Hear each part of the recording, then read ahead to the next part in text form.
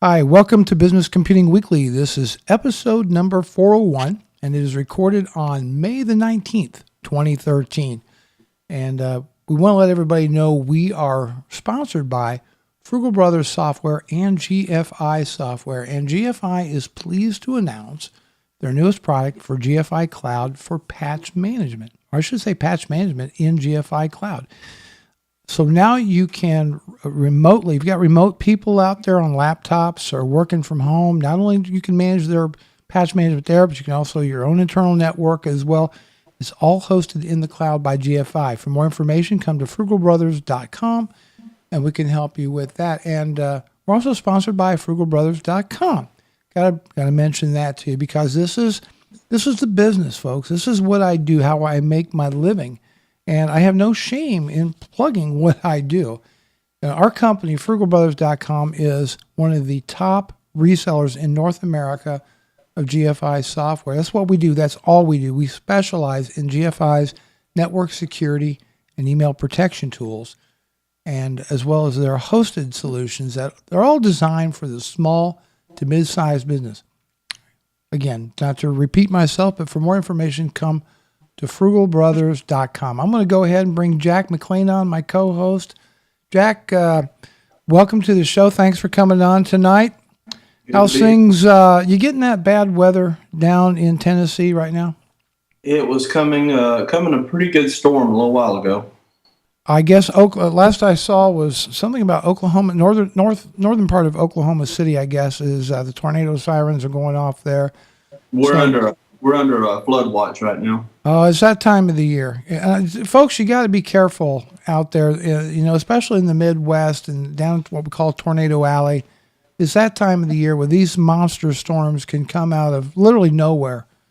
So just pay attention. If you don't have a good weather radio, get one. Okay, make sure you have a radio, batteries, flashlight, all those sort of things, bottled water, just in case the power goes out.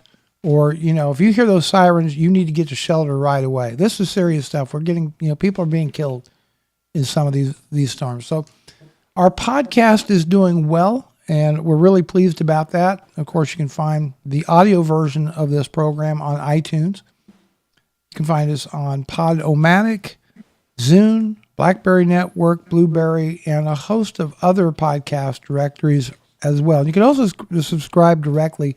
You come to frugalbrothers.com/podcast. You can just actually right on the homepage, you can see a menu for the podcast. You can catch the show. The show notes for this program will be available at frugalbrothers.com/401. 401. So we got some news to get to. Oh, one other thing before I forget. Good Lord, I'd forget my head if it wasn't attached. Next, on May the 23rd, I'm going to be doing an interview with Mr. Pat Flynn. And he is a fairly young entrepreneur who started Smart Passive Income, one of the most popular podcasts out there. Over 3 million downloads of his podcast, so it's huge. He's like one of the top people in the business section. I'm going to be talking to Pat Flynn and how he did all that on May the 23rd. Jack and I, next Sunday is Memorial Day weekend. Is that right? Yeah, I think it is. And so we won't actually be doing a recording on Memorial Day weekend. So this show, the video, there'll be a audio podcast with me and Pat Flynn that'll go up next weekend. And then me and Jack will be back the next. And then we should be good for a little while till the next major holiday or something comes up. How's that? Jack and I are going to go ahead and we're going to talk about some of the news. And I think here's a story that I think is really important. Oops, got to get to the right one. There we go. Cisco enjoys emphatic post-earnings spike. Shares soar 12%. They are doing a lot better than what Wall Street thought Cisco was going to do. And now let me tell you why this is an important story. Because what does Cisco sell? What is their chief products? They're big switches and routers that are used by the large broadband providers out there. This means these companies are starting to break loose and do some investing in their equipment. Okay, So I think I think that march towards more and more people getting faster broadband, such as DOCSIS 3, fiber optic installs and that kind of thing. If Cisco does well, folks, then broadband internet, that's a good sign that broadband internet is going to be doing better as well. So we want to see Cisco doing well. If that makes any sense to you, because ultimately that benefits us all, because that means the Comcast, the Time Warners, all these guys are shelling out the money to improve and upgrade their equipment, which ultimately trickles down to us. That's why I think this is an important story. They owned Linksys for quite some time, and they got rid of Linksys. And they also bought, and I never could understand this, Jack. You ever remember the flip video cameras? Remember those things? I own one. Okay, you've got one. Okay, well, they bought those at one time. Was it the Kodak ZI6 or something like that? No, they were actually called flip video. I know what you're talking about. The little flip mini. Right. You plugged them into your USB port, and I have one of those. They were real popular about 4 or 5 years ago, maybe. Yeah, they were. They made taking video really easy, and I don't know why, but Cisco bought them, and it didn't work out because it was so far away from what their core business is. They decided to eject all their non-core business and concentrate. So I think maybe some of these earnings have also got something to do with that. But at least it's a hopeful sign of some improvement in the economy and improvement we're getting in broadband. I think businesses would be well served to do the same thing. I read an op-ed piece this morning. I didn't really include this in the show notes, but I'll give you the gist of it. Is that the popular conception about the state of broadband in America is that we have a lot of greedy ISPs out there that are milking the existing system for what it's worth, that we're falling way behind other nations due to lack of investment and greed. Mm-hmm. Well, this op-ed piece actually pointed out some interesting data that said, no, we're not actually falling. In fact, we're coming up. In a lot of places, we're coming up like the 8th position, and we're not as expensive as we're led to believe, compared to other countries out there. The main problems that, according to this op-ed piece, is because America is so spread out, and the cost to build high-speed infrastructure in rural areas is so expensive. And the other problem that cable and broadband companies are running into, there's a lot of Americans out there that just feel the internet's not that important. It's just not that important. And not like people in Korea and over in Europe. Can you imagine such a thing? As a geek, I can't. I can't comprehend that. But I'll be honest with you. I've got a couple very good friends that I hang out with that neither one of them, and the internet's no big deal. They just don't care. And there seems to be, according to this op-ed piece, a lot of people out there that simply don't care. Even if you made broadband available, wouldn't buy it. I don't get that. So he said that if we want better broadband, more inexpensive broadband, what we have to do is we have to educate people on the value that high-speed internet brings in learning and education, in business, and even entertainment and that kind of thing. There's a lot of people don't get it. I'd say that's part of it. Believe it or not, there are people in my area. I have customers that still have dial-up internet. Really? I have customers that still have. There's an entire section. It's Van Buren County, and it's a little hidden county up here in the hills. And everybody up there still has dial-up. They do not offer any type of broadband service, and it's probably about 20 or 30 square miles. There is no broadband service whatsoever. And then when you come down into the into the low-lying areas, it picks up. But still, the fastest thing you can get here is 10 meg DSL connection. So, right. But I'm in agreement with you that we're going to have to educate people about the importance of it.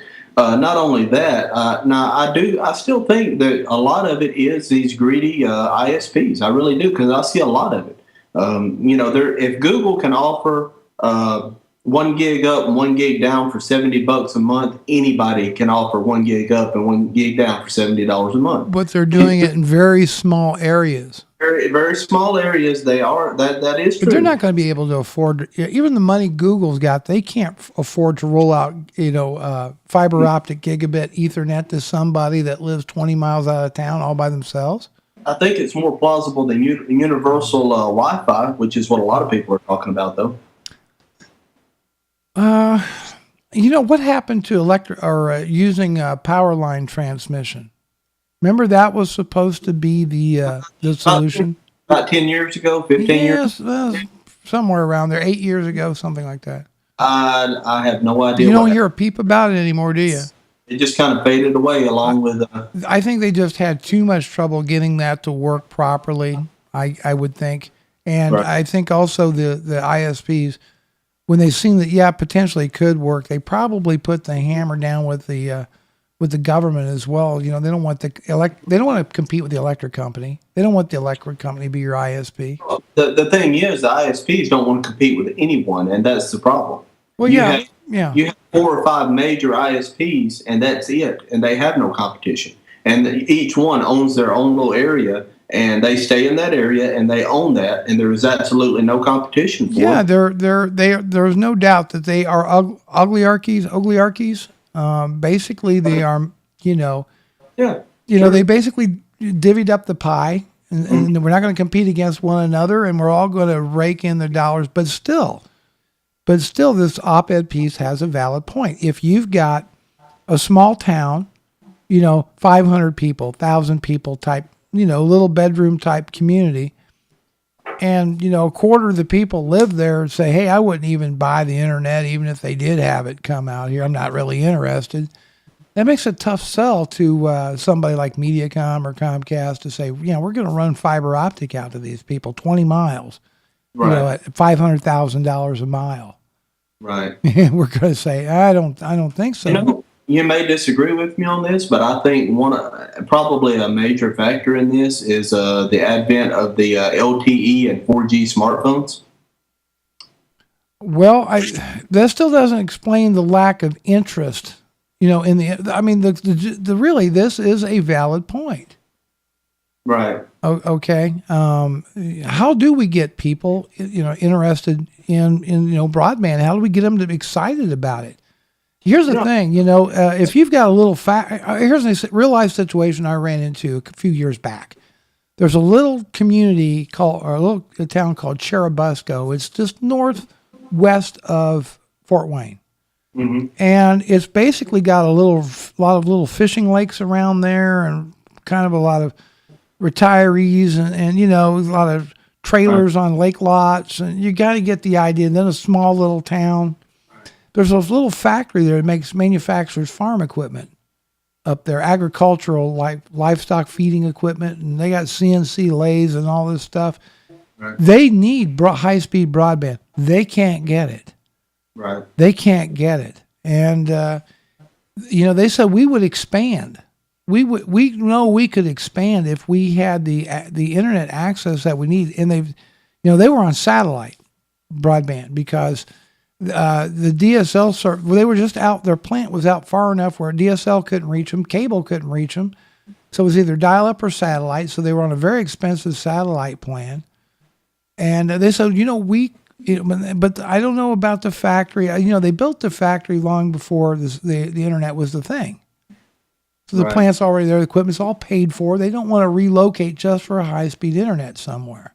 Right. So this is a reality that's holding back job growth and opportunity in rural America. Because companies don't want to move there in a day and age where you have to have consistent, high-performing broadband internet. That's why jobs aren't coming to the rural area. You're not going to locate a multi-million-dollar plant where the best you can do is satellite internet access. Right. Just not going to do it. So there's quite a bit to it. Let's move on to the next story here. This is I keep going to the wrong thing because this is it wouldn't be Business Computing Weekly if I didn't make some kind of boo-boo. There we go. Let's bring that up there. Actually, I don't know why. but Wirecast is not cooperating with me. Well, that's interesting. Okay. Not changing. Oh, let me, okay, I'll go back to me and Jack here while I try to fix this. You're doing better than me. I can't even bring up the links to the show notes.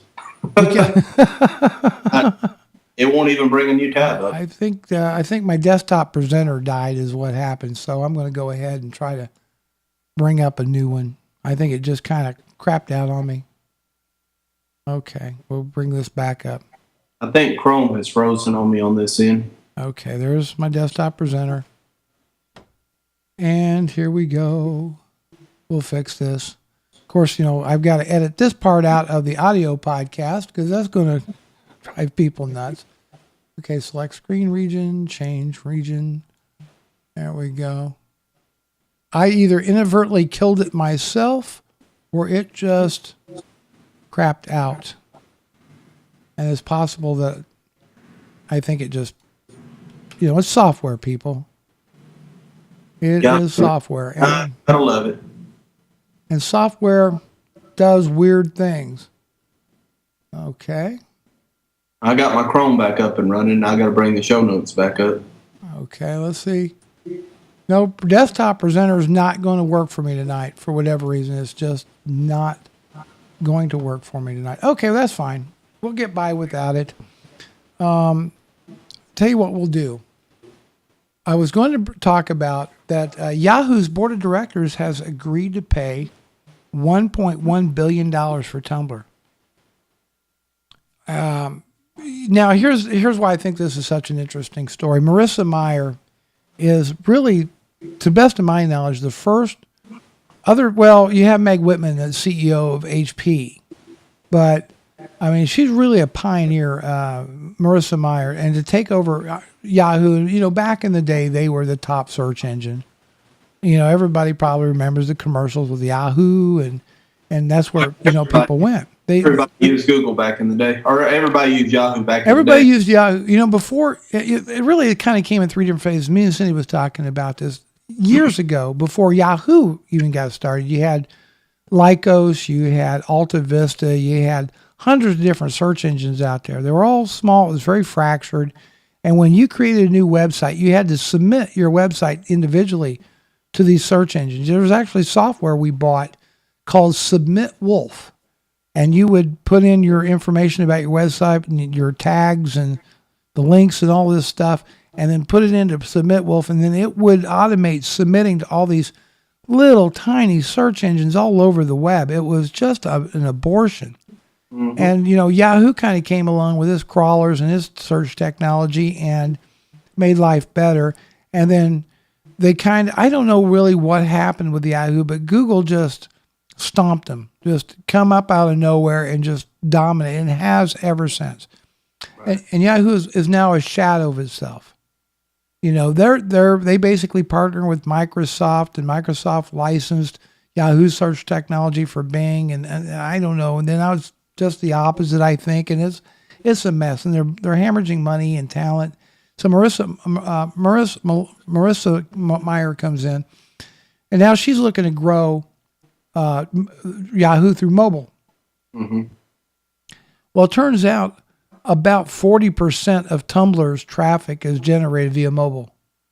So this would be a huge boost. If this is a Yahoo site, if Tumblr becomes a Yahoo site, this would be a huge boost to the number of mobile visitors coming to a Yahoo site. That's what she's interested in. Is the company worth truly $1 billion? I don't think so. I think it's probably way overrated, or valued. And I've heard of Tumblr. I've never used it. I haven't either, and that's what I was going to say. Well, two things that kind of come across to me as odd. One, I figured you said the user base was 40% mobile. I figured it would be more than that because that's all I've ever heard about on your iPhones, whatever, is Tumblr. I never even really considered it as being a desktop thing.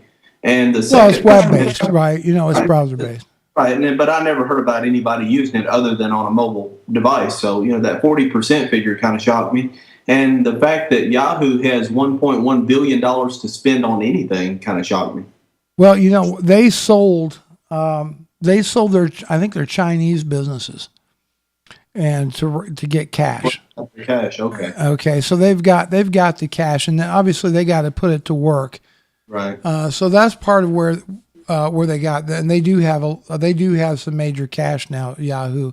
So it does make sense to buy or acquire a company. I just don't know if Tumblr is really the right platform. Mm-hmm. You know, because I've looked at Tumblr. Okay, I know that people blog on Tumblr, and they can post pictures and blogs and videos and. I've never used it. I've never used it either, but apparently a number of people do. So it's going to be interesting to see, if this actually goes down. It's going to be interesting to see if this can help revive the fortunes of Yahoo. I do believe that Google needs competition. It would be great to see Yahoo get really back into the game and give us some choice. I would love to see them come with perhaps some type of online business suite like Google Apps. Okay, for the enterprise. I'd like to see them come up with some enterprise type software that we could take advantage of, So you're thinking they've pretty much lost the search engine war. It's time to move on to something new. Of course they have lost the war. Look, when the name of your company is basically used as an adjective, you've won. Right? Right. You've won the war. Speaking of that, have you, kind of along those lines, but a little bit different vein, but have you seen the new Bing commercials? Yeah, I seen one the other day. Do you believe that? Do you believe? Well, here's what, this is kind of interesting, because Microsoft and Google have really got a heck of a war going on right now. They've been using the term scroogled a lot. You've heard that term, scroogled, Jack? I don't know that I have, but I like it. Okay, yeah. So you've been scroogled, and Microsoft. I'm not going to go. We're not going to go into the scroogled thing. This might make a good topic for another show coming up. But the end game is that Microsoft is hitting Google. Google really hard in around their Google Apps business.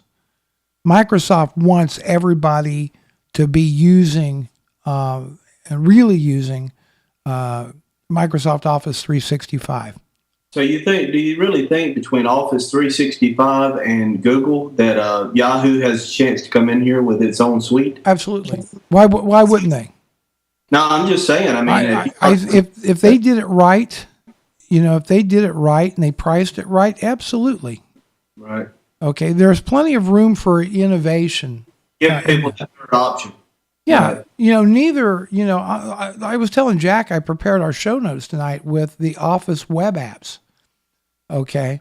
And I could not find something as a function as basic as inserting a page break in Word on the web app. And I said, well, come on, how can I not have that? What am I missing? Where's it at? And I Googled it, and people are complaining, it's 2013 and you guys still don't have this functionality. What? How you expect me to do prepare business documents, and I can't control a page break? This from the people who created Microsoft Word, by the way. And they can't have that functionality built into their web. If somebody's watching this on YouTube, or if you're catching it on the podcast, let me know if I've missed it, or if I've gotten incorrect information. But I'll be darned if I could easily locate how to insert a page break in the web app Word. Well, even if it's there, if you're having that hard of a time finding it, then it's a very poorly designed app to begin with. Yeah. And that's the thing. Microsoft touts the reason you want to use Office 365, you want to use these web apps over Google Apps, is because your documents keep their formatting, right? Mm-hmm. And Google messes them up. Well, here's the thing. Microsoft has a proprietary file format. Okay? That's kind of like blaming the victim, isn't it? Isn't that what they're doing? They're kind of blaming the victim. I mean, if you work with open standards, okay, which Google Docs does, right? Okay, and you say, hey, you guys are stupid because you can't render my files right. Well, they're proprietary to Microsoft. They're doing probably the best that they can given what they have to work with. Had Microsoft always done that? Always been proprietary. I mean, they've always blamed the victim, so to speak, though. Yeah, exactly. So And this wouldn't happen if you used all of the rest of our products. It's true. I mean, I think what we should do. Uh, let me try. Let me just see if I can revive this one more time. Okay, I'll turn that. Okay, I'm gonna turn go live off. Let's see if we can see it go there. Yes, this one image I can bring up. This is up on your screen. Adobe Creative Cloud. Adobe Creative Cloud. This thing has caused a lot of grief in the last week or so. Big time. You know, here's the thing. We have slowly but surely been seeing software go to a subscription model in all different areas, especially in productivity software. We've seen, Jack mentioned Google Apps, that's subscription based. Mm-hmm. We've seen Microsoft Office go subscription based. We have seen, all kinds of different software go subscription based. And you didn't hear a lot of complaining about it. You hear grumbling about it, but all of a sudden Adobe does it, and all heck breaks loose. Because this now affects the creative types, college students, and again, as I said, creative types, and they're doggone angry about it. I got on Amazon.com and I'm looking at the price of CS6. Because Adobe announced that they will no longer be selling where you can buy a perpetual license. Now you got to rent. It becomes rentware. That's what I like to call it. It becomes rentware. From a perpetual license, says you pay us this one-time shot, and it's yours to use for however long you like it, want to use it. And now they're saying, not anymore. But I'm looking at the prices of Adobe software on Amazon.com, and the standard edition of Creative Suite 6, I'm seeing a price for about $1,200. And I'm not counting the student teacher editions. Master Collection, $2,200. Right. Okay, I'm looking. Then you can buy the premium production version for $1,500. If you want to buy standalone apps in there, Photoshop $625, InDesign $635, Dreamweaver $400. Premiere Pro, $650. Audition, like $349. I mean, it goes. Their stuff's really expensive, really, really expensive. But it seems to me, and what I want to do is I have some things that I wanted to share with folks. Some thoughts on this, and the first talking point that I have is I remember years ago, Bill Gates talked about software as a service. This was long before the cloud. Okay. But and I'm talking, this is probably 15 years ago. I remember him talking about software as a service. I remember that. That was the holy grail that long ago. And this is what they've been steadily working towards. And they've done it. They've done it. He believed then, as he believes now, that one, you should never own software. Never own it. It's not yours. You should just pay for what you use. You pay for it and you use it. That you shouldn't be able to resell software. I remember a time when if I bought a program like Photoshop and I wanted to get rid of it, I could legally sell it on my license on eBay and other places like that. You could legally do that at one time. You can't do that anymore. It was a hassle. You had to go through a license transfer and all that, but you could do it. Now, you can't do that with rentware at all. You don't have anything you can sell. Right. You just don't have anything there. Well, I have several things I'd like to say about it. Well, go right ahead.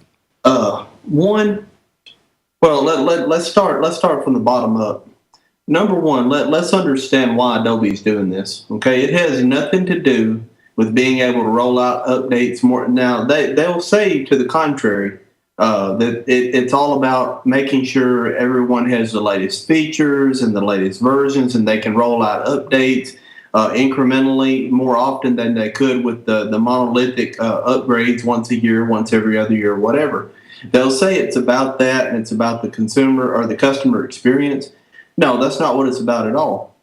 There's two reasons why they're doing this. One is piracy, and that's probably the main thing. And two is a consistent income.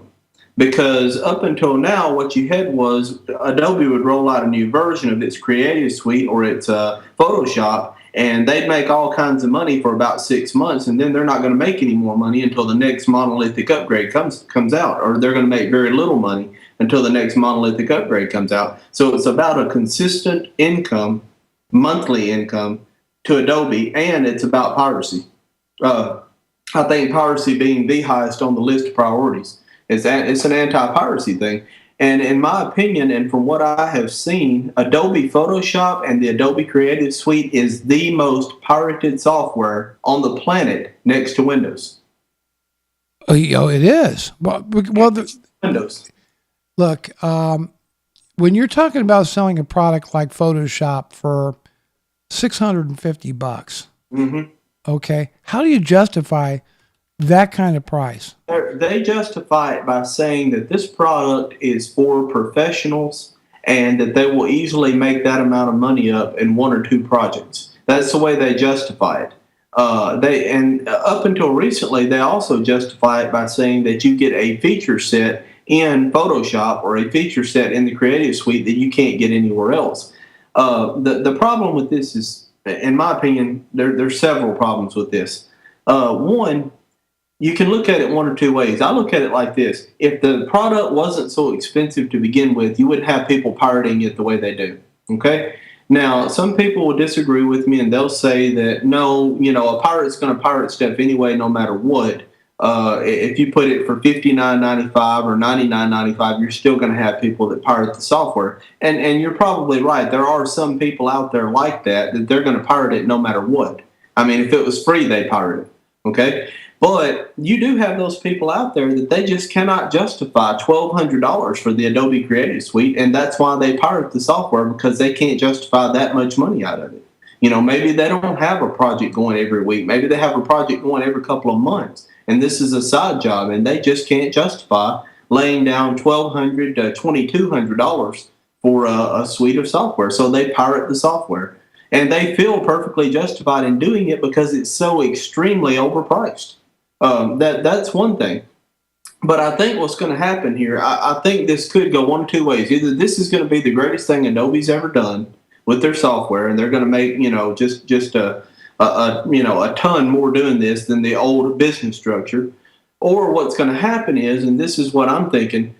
So you have two types of customers, in my opinion, that get the Creative Suite or that get Photoshop. Okay, you have the part timers, the hobbyists, who they get Photoshop because they think they need Photoshop, okay? And they don't really need Photoshop. They could get by just as well with any number of free programs or less expensive programs. But because Photoshop is the gold standard in photo editing and photo retouching software, they think by default, that's what I need. You need something to edit your photos, or you need Photoshop. So they buy it, but they only buy it once every 3 to 4 years, okay? And then you have, and that's not the people that Adobe likes. Adobe doesn't like those people at all, okay? Then you have the other people over here, the professionals, the real professionals who use the Creative Suite every single day, 8 hours a day to make their living. And every time Adobe comes out with even a point upgrade, they're the first people out there waiting in line to get this software.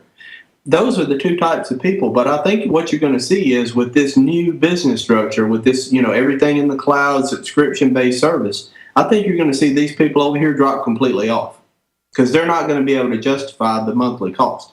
They're just not going to do it. So they're going to drop off completely, and all you're going to be left with are your high-end professionals that can justify that cost. And I'm not sure that's going to be enough to keep Adobe alive, especially when these people over here start finding out that they can use free alternatives or lower-cost alternatives such as the GIMP, Pixelmator, etc., to do 95% of what Photoshop could do. Well, I'm going to okay, I got I got part of Wirecast working back up again. So I want to switch this shot right here. This is the page for Creative Cloud, as it's called. And by the way, that's a misnomer. It's really not cloud based. You're basically doing is a download of the full download of the software that then it calls home to Adobe and verifies that you have an active subscription in order to activate. And I think it does it monthly, once a month, as long as your subscription is going. Let's that look is, at very much an anti-piracy thing, not so much a. I think that's what it all has to do with right there is to make sure people aren't pirating the software. make sure they're not pirating software. They do provide up to 20 gigs of storage space for projects and that kind of thing on Adobe servers. But let's take a look at the plans, the membership plans right here. And basically Creative Cloud, we might as well say Creative Suite 7, because that's really what it is $50 a month. That's $600 a year, $1,200 over 2 years. And I think Adobe upgrades every 2 to 3 years. Right. At least, okay? But this is, here's the thing. As Jack was saying, you've got a lot of people that are still, like, say, using CS5. Or they're going to use CS6 for the next 6 years. They're going to be able to skip the next 2 or 3 version upgrades. And that's going to be a lot cheaper. But if I can't do that, if I'm just starting in now and the only choice I have is Rentalware, guess what? I'm going to keep paying that $50 a month over and over and over and over again. And what's even more ridiculous is a single app. Now, right here, full version of one desktop application with 20 gigs for file sharing collaboration, $20 a month, right? However, don't you like this? Just popped up on her. No, I don't want to chat with one of your sales specialists. $19.99, but that's only for the first month. Then it goes to $29, like Adobe Edition. I was checking into it. It's going to be $29.90, $30 a month, $360 a year, almost $700 over the course of 2 years, and that's above and beyond. You know, if I would have just bought it outright, and I would have saved myself $300 just by buying it outright over the course of a 2 year period. Right. And if I would have hung on to it even longer, I'd be in better shape. So I have a couple points that I wanted to talk about this, and that is that as Jack mentioned, these guys don't like people who don't upgrade. They don't like you at all. You are not a valued customer. You are not a valued customer, and here's what's really happening. That is that we now have a lot of really mature software markets out there. I don't care whether it's you're in things like, because you have let's say creative. We'll just stick in their neck of the woods for just a second. It's really crowded. There's all kinds of different products out there for editing photos. Photoshop, and of course there's GIMP, there's Pixelmator, Pixelator. There's a whole bunch of them out there. It is a crowded field. Mm-hmm.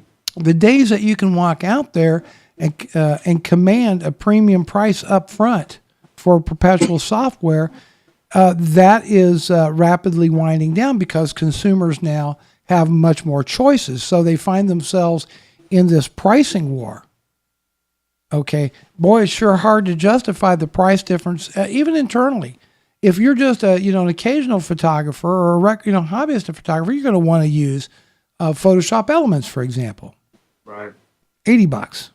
Yep. It has almost all the same functionality as Photoshop for a fraction of the price. About everything a serious photographer needs right there in Photoshop Elements, let's say.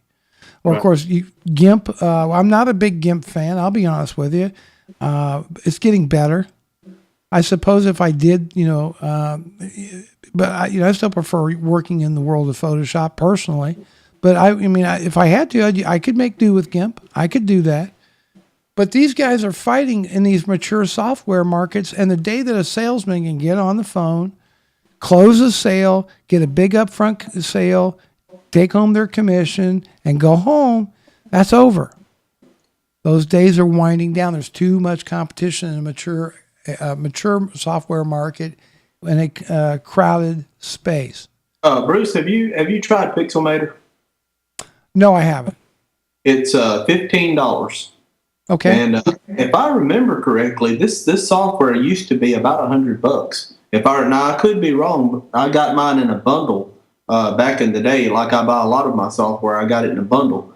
So I'm sure I didn't pay that much for it, but it's about $15. And I've talked to a couple of people, friends of mine from YouTube and different forums, and they're saying that they can do about 95 to 99% of what they could do in Photoshop with Pixelmator, and it's a $15 application. Now, they can't do everything that can be done in Photoshop, but they can do the vast majority of it in this $15 application. Well, so my thing is, if Adobe didn't have such control over the market, because it is the gold standard, could they charge as much for their software as what they're charging for it and justify it? If they came into the market today, they couldn't. There's no way they could. No, they could not. And I think what's going to happen is people are going to start to look around for alternatives to the software, and they're going to find out real fast that there are a lot of programs out there, a lot of these upstart programs out there that will do exactly what they need to do, and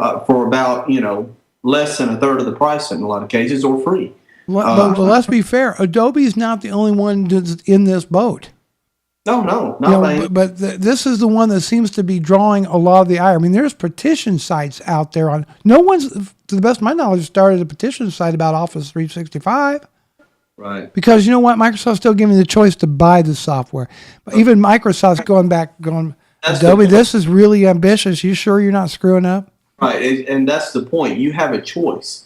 And what Adobe's saying is, you know what? After this, you're done. You don't have a choice in the matter. This is how it's going to be, and you're done. And I don't see this as being a good move for Adobe. And as far as that comment by Bill Gates, that really just burns me to the core. I can't explain to you how bad that burns me to the core. Because basically, in his dream world, what we have a bunch of dumb terminals. In everybody's house, we have a dumb terminal and all your software is in the cloud, and you rent it every month through a subscription, and you don't own anything ever. And the whole idea of not owning software, not owning videos, not owning my music, that whole idea goes completely against everything that I'm for. And I could not disagree with that more. And that just burns me up to read that Bill Gates said that. What's otherwise a very intelligent individual would say something like that. Well, let's look at a couple other things to consider as well. Okay, as you mentioned, software companies avoid users who fail to purchase regular upgrades. We just mentioned those guys.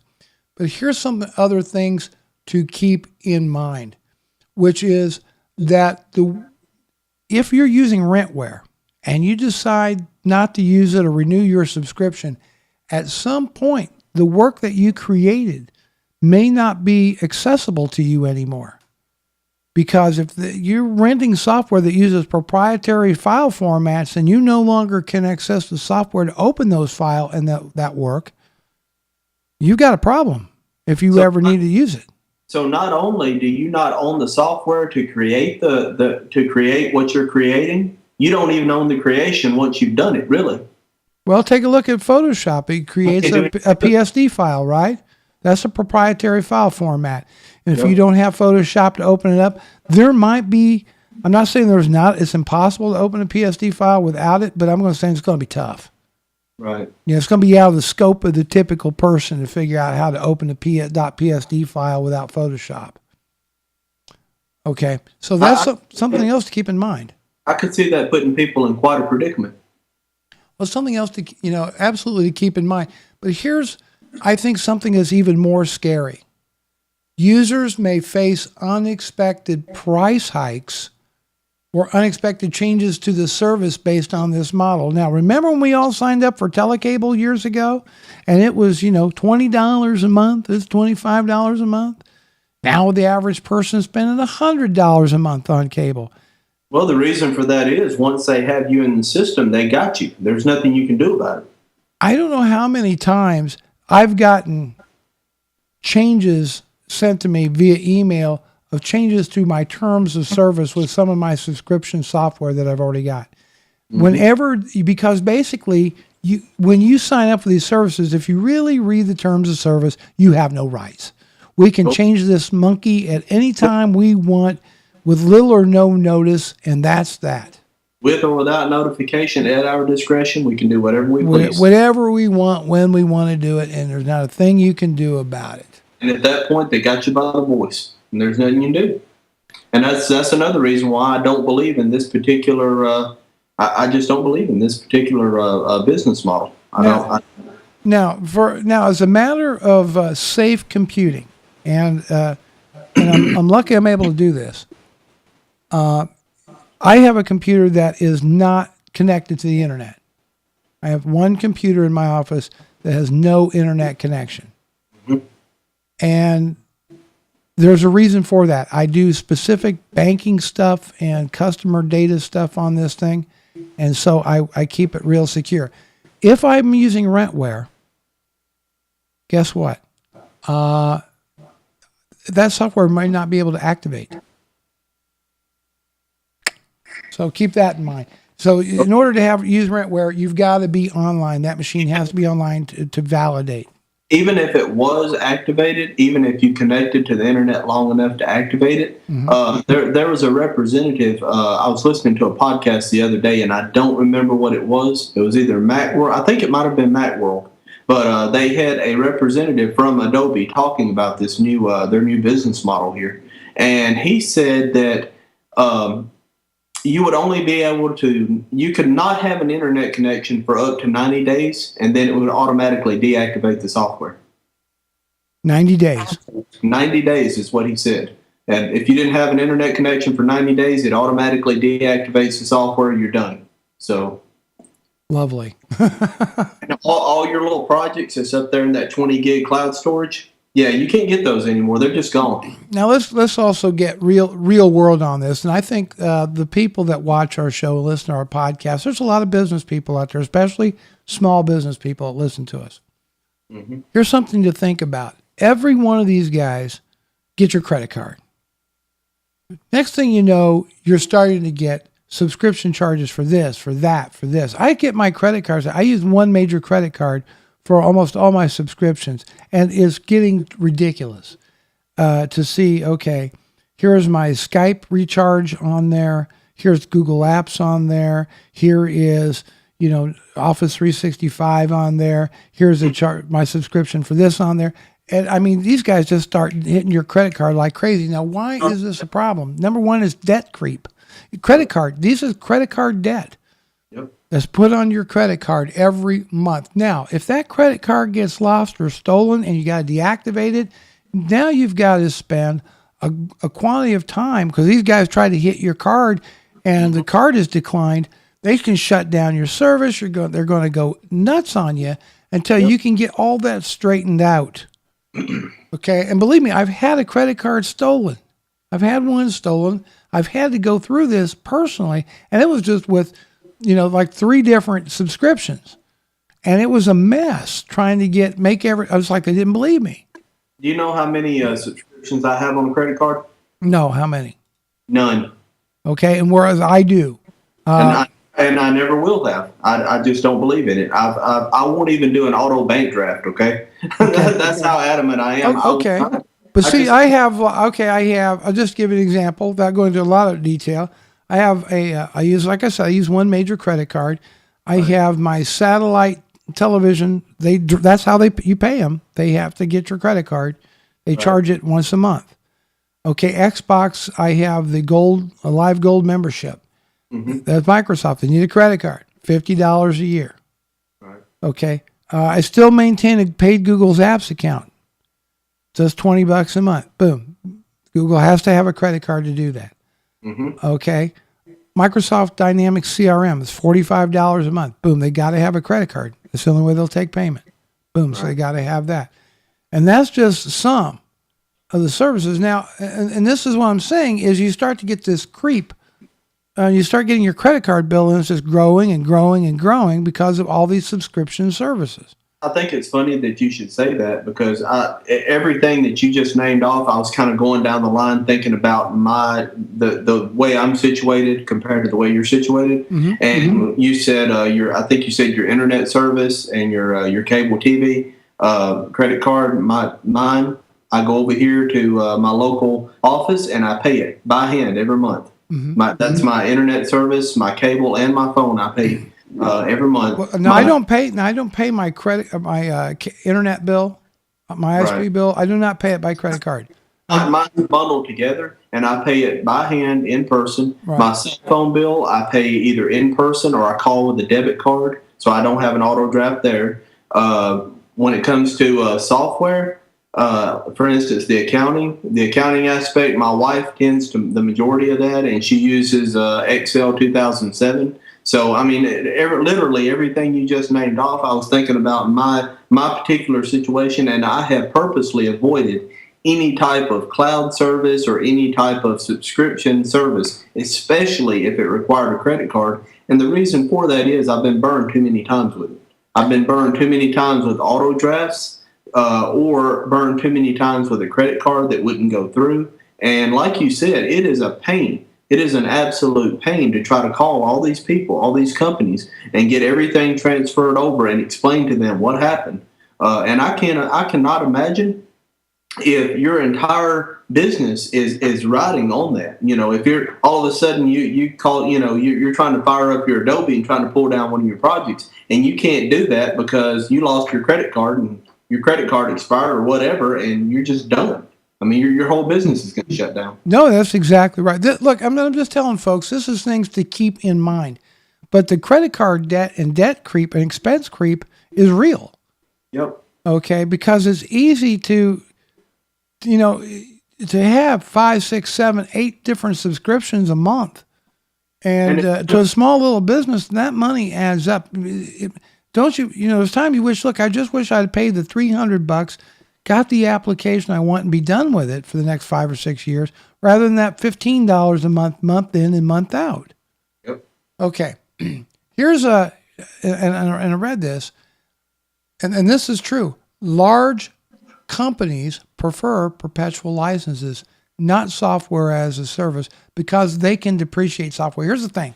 One of the sales pitches of Rentware, okay, what I call Rentware, okay, one of the sales pitches is it's got a lower upfront cost, okay, and that you can write off the payment off your taxes for the Rentware.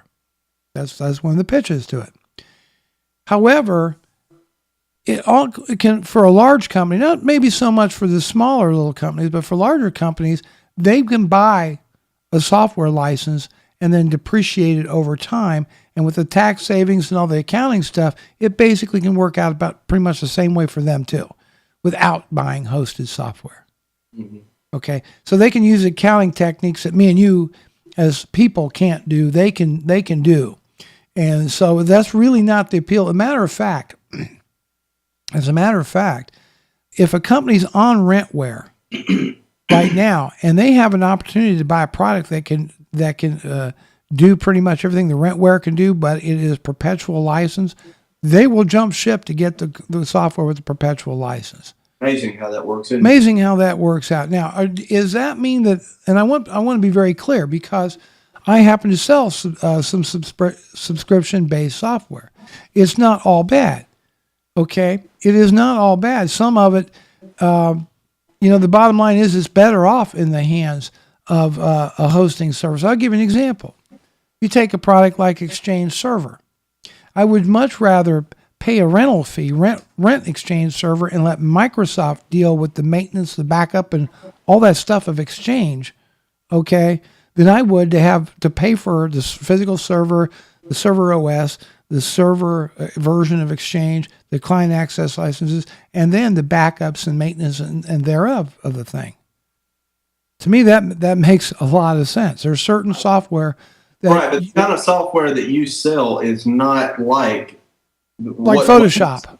Right, no, it's not like Photoshop. The same thing, and it, their software does not require maintenance. It doesn't require a bunch of back end No. upgrades and everything. I mean, you can get. I know people right now. I do. There's a wedding photography shop that I do their computer maintenance for them, and they're running I think about 5 or 6 versions behind on their Photoshop, and they're perfectly fine with it because it still does for them today what it did for them 6 years ago or 8 years ago. It still does. It still has the exact same functionality it had then. They don't need the latest and greatest and everything, and they're still perfectly fine with that. Now, if your business is the type of software that you sell, which you'd be better off letting someone else handle everything from the back door, and you just having the software up and running and not have to worry about it, then with the type of software that you sell, it makes 100% sense to be able to do that. Exactly. That I can understand, but for the people that don't know exactly what we're talking about as far as subscription software versus the monolithic, going out purchasing the disc, it's kind of like this. If you go to Verizon right now, and this is an analogy that most people can understand. If you go to Verizon, you have 2 choices. Okay, you can get a contract, and if you get a contract, you're going to get a free phone. Okay, or you're at the very least going to get a couple of $100 knocked off of your phone, right? So you're not going to pay much for the device up front. Your upfront cost is going to be practically nothing. But over the long haul, it's probably not a good idea. Or you can go the other way. You can buy the phone straight up. You can pay $700 or $800, whatever it is, for the phone, and you have that large one-time upfront cost. But now you don't have a contract, and you don't have to be at their mercy for the next 2 to 3 years, or ever how long you signed up for. I think that's the best way I can explain it for people who are really not familiar with the type of business model they're going to. I think that sums it up. I do. I think that sums it up pretty well. I want to finish this with this paragraph. I'll just read a little bit of this paragraph. When Salesforce.com, and a lot of people have heard of Salesforce out there, when they offered subscription pricing, it became imperative that they achieve and maintain market leadership in pricing and features from the very get-go in order to prevent customer defections. Because if their customers could buy software with a perpetual license that performed as well and had all the same features and so forth, they wouldn't subscribe to a service. I mean, Salesforce is really expensive. It's like $90 a month per user to be effective. Okay, so you got a company, 100 people using Salesforce at $90 each a month. Do the math. You're making them a ton of money on the thing, and that's the thing, is that companies really want away from some of the subscription software whenever it makes sense. Okay, from a dollars and cents standpoint, when it starts, but when you start talking about products like Adobe, if Microsoft, I guarantee you, if Microsoft would have said, from now on, you can only rent Office. From this day forward, we're done. You can only rent it. I believe people would be marching in the streets, Jack. I really do. I believe there would be pitchforks and they'd be marching towards Redmond to burn the place down in fury. If nothing else good, and I agree with you 100%, I think they would. But if nothing else good comes out of this, I think one good thing is I think a lot of people, in fact, I'd say the majority of Photoshop users especially, are going to start looking for alternatives. And that's a good thing. Anytime you have a particular brand, and let's say Microsoft Office or Adobe Photoshop or whatever, when it becomes synonymous with, when the name itself becomes synonymous with the type of product, anytime you have a company that is set up like that, and they think they have a lock-in on it, they need to do a move like this, because then it gets people looking around saying, you know what, is there an alternative? Is there something else that I can look at? And it gives these other companies, these little upstart companies that you've never heard of, that's their opportunity to come in and give them some competition. And that's what we need. And the end user ends up being better off for it when you have competition. I'm going to make up this one point. There has probably never been a better opportunity for those in the Linux community, especially that develop software for Linux, to go, man, we could exploit this. Mm-hmm. Because we can put together and make software every bit as good as Photoshop, but we just need a little bit of money. These people, if you can come up with really good equivalents to like Adobe Creative Suite, you could charge half the price what Adobe, but clean up, make a ton of money, and you'll get those customers. There's never been a better time, never been a better opportunity to get into Linux development. Yep. Because these companies like Adobe are going to push people into the arms of the open source community looking for its alternatives. They're going to go, we can't, come on, a college kid cannot afford these kind of prices. Yep. They just can't. This is insanity. I'm hoping to see some reason out there in the software world because businesses, it's tough making a profit. We don't mind buying and paying for software we're going to need. We just don't want to be forced into everything being subscription based. And I think on that note, we probably need to be wrapping this thing up. Jack, I'm going to give you the last word. Anything you want to say? The last word is, as far as the cloud computing goes, everybody knows, I think anyone who's seen my videos, how I feel about it. I think what we're going to see is a lot more businesses going to this particular model. And I think the only thing that's going to put a stop to it is people speaking out against it and people going to free alternatives or lower cost alternatives. I think it's the same thing. It goes back to the internet connection. It goes back to software development. The end user, regardless what people think, anytime you start thinking these companies have complete power over everybody because they are the standard, a lot of times they're kind of broke down a few notches. When they try to overstep their bounds, they end up getting broken down a few notches because people decide, I'm just going to look elsewhere. And I think this is going to be a hard lesson for Adobe. I agree. I think on that note, we're going to end this week's edition of Business Computing Weekly. Thanks, Jeff, for coming by and visiting with us tonight. I enjoyed being here. Everybody have a great and successful week ahead. Have a happy Memorial Day weekend coming up. And don't eat too much barbecue and watch too much NASCAR and Indy 500, right? Indy 500. That's the big thing here in Indiana, the Indianapolis 500. Everybody have barbecues and they have a cold beer and they have a good time. All right, everybody, take care. Have a great week.